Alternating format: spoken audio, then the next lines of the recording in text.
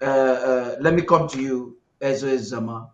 Look at the technology. Last week we talked about Ngala Gerard doing the exact same thing in his own village, patronizing Mbororo or extremist Islamic factions against his people.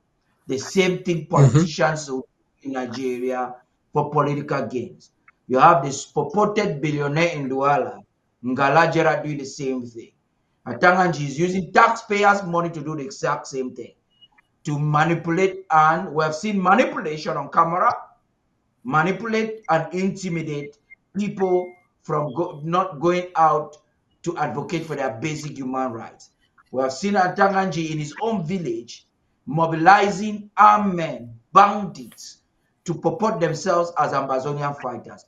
Atanganji has plotted and killed civilians in a mortar in their numbers. And this is what the Cameroon government does, directly and indirectly, with the CPDM loyalists and all their proxies. It is a very complex war we are fighting, where the government is fighting with uniform and fighting without uniform, fighting with bandits and fighting with proxies, where every CPDM stakeholder has an Amazonian fighter or a Mbororo headsman. And right now, Moja Moja is coming with a new calculation on the ground. One, to distract the people from what is happening. Secondly, to continue maiming, kill people. It's complex. Please, Commander Zama, please talk to us. I think Chief Moja Moja is still a BIR element. He's still fighting a war on behalf of the enemy. So he's a legitimate target under every principle of war. He has been targeting people from the northern zone, who are those in the southern zone, just by the main fact that they are from the northern zone. He's going to perpetuate and increase his rate of this divide of northern zone and southern zone. He's been Yeah. sent back out for a reason, but I don't think we should give him that much a long leash. He should be muscled, and he'll be muscled. Um, he cannot go around killing citizens of Amazonia and think he is immune from being shot. He's a fighter for La Republique. He's wearing their colors. He's putting on their boots. He has their arms. So he's a legitimate target. I don't see any reason why we should not have him out of that area. His comeback, yes, he's a turn to the people of the southern zone and those in the northern zone. Yes, we will keep him in taps, and he's not going to continue the folly that he had earlier on. What a lot of publics wants to treat him as a criminal is not our problem. We will treat him as such. We will treat him as an enemy combatant, and we will go after him as much as we can.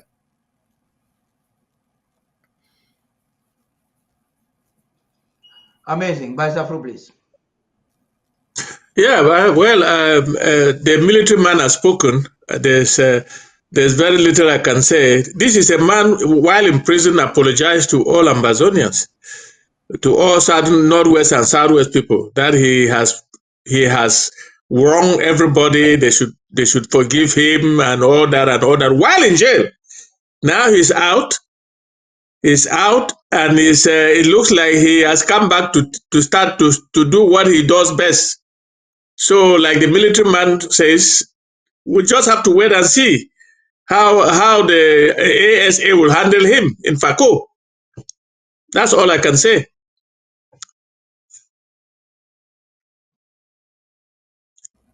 Okay. Let me hear from you, Barrister Mbesia.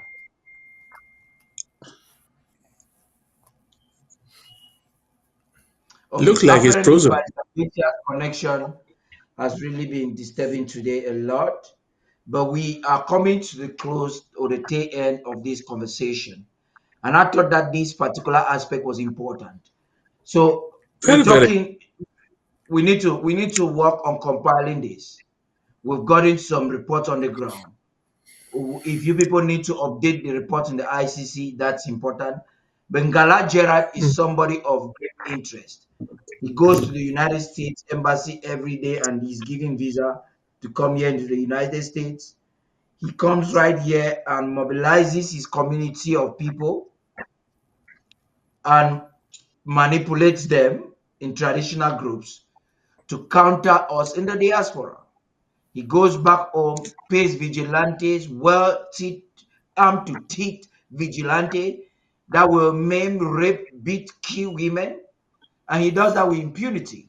Where I want us to talk on, that should be the conclusion of this conversation, is the fact that government, especially criminal government in Western Central Africa, they use this method, arm people, and then gets to uncontrollable states. Like you have the Fulani herdsmen in Nigeria, the Boko Haram in Nigeria, and so on and so forth. We have the Mbororos that are gaining ascendance all over the southern Cameroons, especially the northern zone. If you go towards Boyo, they are there. You go towards Ndu, Ngala Gerard is paying some Islamists from Nigeria. And in Bengui, just the other day, they were maiming and killing people in Bengui. All of these people, when I grew up, when I was young, I go to Mbengui because that's where my mom is coming from. You saw these Mbororos came and settled there, and they were given and they were treated well by the Meta people. Now, what is happening is the government, in their usual way of dividing to conquer, has energized them, armed them against civilians because they want to dismantle our self-defense apparatus. That's the sad part of this whole story. And I think that these are the lines of crimes against humanity and war crimes committed by Cameroon government and their proxies that I want us to talk on as we conclude. Commander Zama, please. I think we've gone beyond this war trying to make it a sectarian issue. As much as Mr. Ngala is trying to get citizens from within our communities to kill each other, we should be mindful that that's not our nature. We should be mindful that our soldiers have been trained not to do that. I'm not saying that individuals cannot be mad enough to go and do revenge killings. We should try to discourage that as much as possible.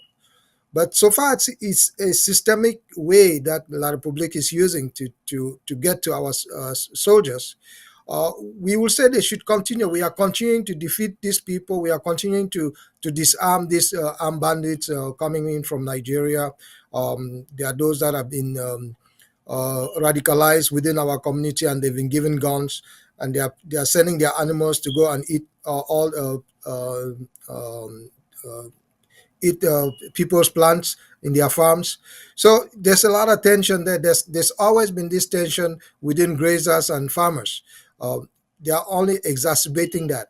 Mr. Ngala has been paying all this, and we know that he's been doing it. He's been paying all people to fight against us. But as I said, we will continue, and my fear is that we don't want to make it a sectarian issue. We've had issues in where Muslims have been killed in other parts of the northern zone, but those things are within their community, and we don't want to be part of it. We don't want to pull in the greater community into this sectarian fight. It's not. It's not a sectarian fight. It's a fight for the very existence of Ambazonia. It's a fight for our very lives, and nobody's going to impede that fight.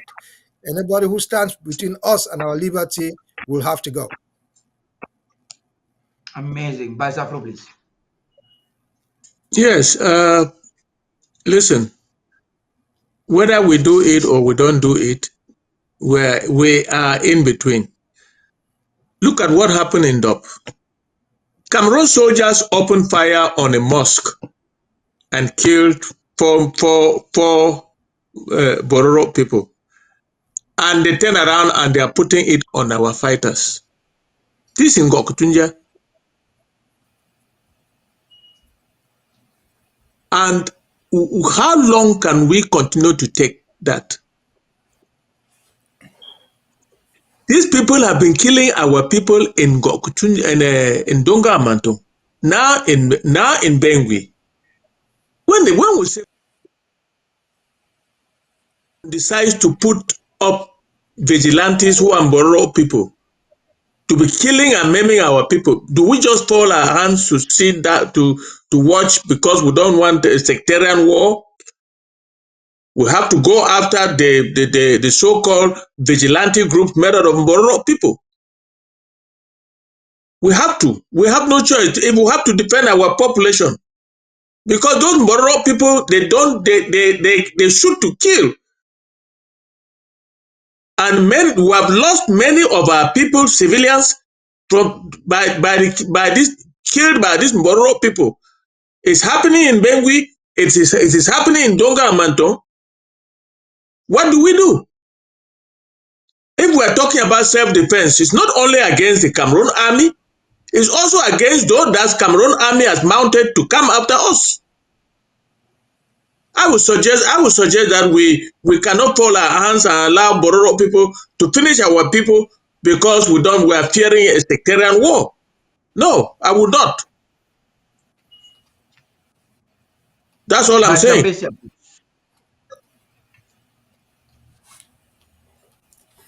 I think you were disconnected. So yeah, I was disconnected, but I think you're talking about giving final statements. So maybe you should give yours. Yeah, you're talking about Ngala Gerard and so on and so forth. Now, let me brief you. Let me brief you so that you encapsulate it all.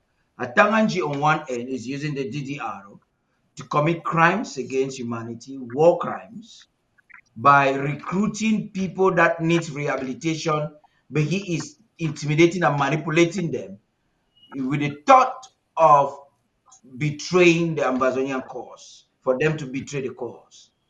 He goes into his own village, recruits armed men to kill his own people. Kondar Titus is doing the exact same thing, killing people in Wirikum and trying to invade Ambazonian camps with bandits and killing civilians when they don't give him information. Ngala Gerard has taken it to a whole new level, where he thinks that he can also do it in the diaspora by manipulating traditional groups. Ngala Gerard goes to his village. He owns armed men that are not military men that will beat people out to go out for civilian campaigns, rape women and kill some. And even we were told he planted a bomb early this year just to implicate the Ambazonian fighters during 11 February. And this is all happening in front of us. And these are war crimes. We cannot say it enough. So we thought that was something we needed to cement in this conversation before we say goodbye for tonight. Talk to us. Well, by and large, the vigilante, be they Bororos, be they from anywhere else, we have them in the BLM, they are not friends of Amazonia. They are agents of La Republic. We all know that. Vigilante thing, as a matter of law, is illegal. We recruit people on that train, give them arms, it's illegal. It is not because they are Bororo. I remember the last incident in somewhere in Kambi there, just this week, when those Bororo, when they burnt that mosque. And somebody came out and was saying, "We're Amba boys." And people said, "No." They were shouting, "No, they're not Amba boys." So people know those things. Our boys know that if you meet a vigilante, our fighters, he is not your friend. He's your opponent. So we have not been holding back just because they are called vigilante. They are criminals. They are working for the cause. That year when they pay them to do it, that's a fact. But are they succeeding? The last I know, because I think Galajera is from Kambe, Donga Mountain. There's been more fighting there in different places in Donga Mountain of recent, in spite of Ngala Gerard's posture. They will do what they're doing, that's what they've been doing for the past 8 years. But they have not succeeded so far. They have done awesome through those proxies, but they have not succeeded so far to change the battle into a battle of two villagers in Bororo, 3 people, 4 people. Again, as you said, they are on the radar of the ICC. Have we forgotten Ngarabu? When the vigilante, admitted by Yaoundé, went down to Ngarabu shot and killed pregnant women, killed children, and tried to burn their corpses. Crime they admitted by themselves. They agreed it was done by the vigilante themselves. And so they are not having it easy. Our boys should never at any moment consider whoever is a vigilante to be a friend. They are enemies. The Ngala Gerats are many. Ngala Gerats in Donga Mountain. There are many others everywhere. And as Barsan says, he said they pretend to disarm these boys, but they use them on the other side to fight us publicly, privately, and even religiously. Do you remember what happened in the cathedral in Bamenda a few days ago? Who was being honored on behalf of President Paul Biya? Who was representing Paul Biya there in the church? The chairman of the disarmament committee, who is supposed to have those children who are so-called disarmed. And so they use these people politically to destroy us. But what we need to do as we speak here is to educate our people that none of those people vigilantes themselves, their principals, their agents, or their sons are our enemies. If our ASAs come across them, they are a legitimate target. Take them out of action because they are enemies. I don't care about Conda Titus. That's a small guy, somewhere hiding somewhere, just doing it for money. But the key players are the Ngala Gerard, the Atanganjis, political functions, getting huge sums of money to bribe people, to buy everybody, to buy chiefs, to buy funds, and so on and so forth. But again, our boys know it.